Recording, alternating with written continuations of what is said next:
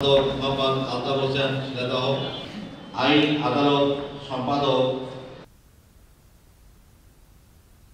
বাংলাদেশ জামাত ইসলামী বাংলাদেশের বুকে ন্যায় এবং ইনসাফ কায়েমের জন্য তার 44টি ধারায় কাজ করতেছে। তার একটি ধারা হলো শ্রমিক, আর সেই শ্রমিক হলো শ্রমিক কল্যাণ ফেডারেশন। আসুন আমরা আগামী দিনে বাংলাদেশকে গড়ার জন্য, শ্রমিকের মুক্তির জন্য, ইহকালীন মুক্তি পরকালীন নাজাতের জন্য একটি সুন্দর সোনালী বাংলাদেশ গড়ার জন্য আমরা প্রতিটি প্রান্তরে আমরা ঝাঁপিয়ে পড়ি। 2009 সালে ক্ষমতায় এসে 2024 সালে বিতাড়িত হওয়ার মাধ্যমে, পালিয়ে যাওয়ার মাধ্যমে ফ্যাসিস্ট হাসিনা সরকার তার প্রমাণ যথেষ্ট উদাহরণ, ঠিক কিনা ভাই?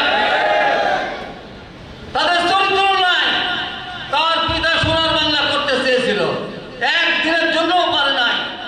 মিথ্যা বলে দিয়েছিল 4 মাসের চাউল খাওয়াবো, 6 দিস্তা কাগজ দেব, কোনোটাই পারে নাই। তাই তার পাওনা যেটা ছিল দেশবাসী সেই পাওনা ঠিক মতো পরিশোধ করেছিলেন।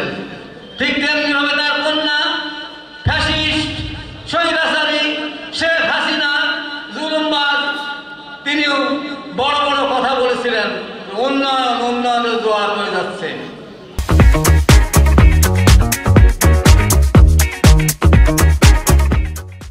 এত উন্নয়ন যদি হয় তাহলে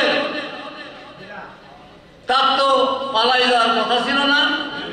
বুক ভরা সাহস নিয়ে থাকতে জমিনে এদেশবাসী যে উন্নয়ন, গভর্নমেন্ট যে উন্নয়ন করেছে, ভোট চুরির দরকার ছিল না। অতএব সঠিক নির্বাচন দিয়ে আবার তারাই ক্ষমতায় আসতো, ঠিক কিনা? কিন্তু তার মুখে সবসময় চোরের মনে দুর্বলতা থাকে। এদেশে সবচাইতে অবহেলিত, সবচাইতে অপমানজনক অবস্থায় অবস্থান করে দেশের শ্রমিকেরা, যাদের সামাজিক মূল্য দিতে চায় না মালিকেরা। এদেশের শ্রমিকরা বেতন পায় মাসের 55 তারিখে। সেই দেশে যদি কোরআনিক আইন চালু হয়, ইসলামী শ্রম নীতি চালু হয়, তাহলে শ্রমিক মালিক সমান অধিকার পাবে। শ্রমিকের রক্তের ঘাম বানিয়ে মালিকের ভুঁড়ি ফুটা করে, শ্রমিকের রক্ত ঘামানো টাকা দিয়ে মালিক বিল্ডিং করে, কিন্তু শ্রমিকের পেটে ভাত জোটে না। এই অধিকারকে পূরণ করার জন্য, শ্রমিকের এই অধিকার ঘরে ঘরে পৌঁছে দেওয়ার জন্যই বাংলাদেশ শ্রমিক কল্যাণ ফেডারেশন গঠিত।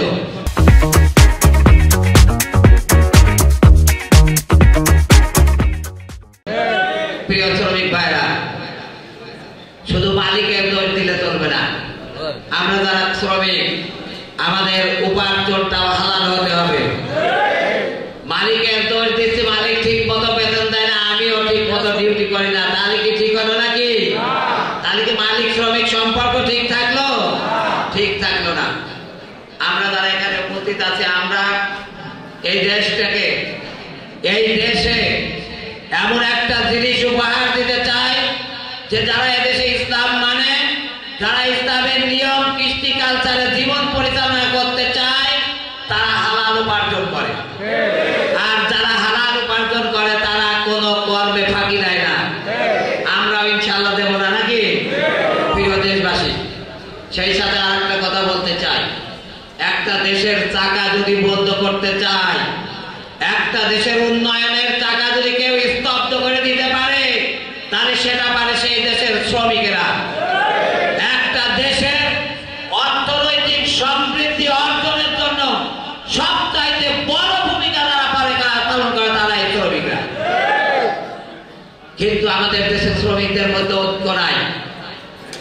শ্রমিকদের মধ্যে ঐক্যের